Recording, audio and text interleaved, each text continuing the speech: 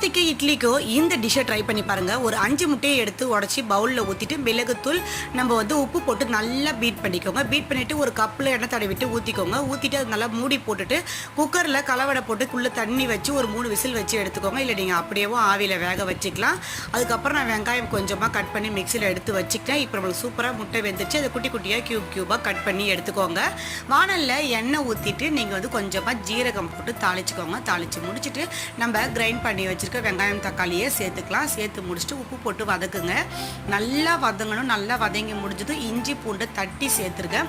அதையும் நல்லா வதக்கிட்டு நல்லா எண்ணெய் பிரிஞ்சு வந்ததும் மிளகாய்த்தூள், மஞ்சள் தூள், கொஞ்சமாக மல்லித்தூள், கரம் மசாலா தூள் சேர்த்துருக்கேன். அதையும் போட்டு நல்லா வதக்கிட்டு கொஞ்சமாக தண்ணி சேர்த்து பச்சை வாசனை போகிற அளவுக்கு வதக்கிடுங்க. வதங்கி முடிஞ்சது ஒரு தேங்காவுடைய ஃபஸ்ட்டு பால் கெட்டி பால் மட்டும் எடுத்துருக்கேன். ஊற்றிட்டு நம்ம ரெடி பண்ணி வச்சுருக்க முட்டையை சேர்த்து ஒரு 10 நிமிஷம் கொதிக்க வச்சு எடுத்தால் சூப்பரான கிரேவி ரெடிங்க. கண்டிப்பாக நீங்களும் ட்ரை பண்ணி பாருங்கள்.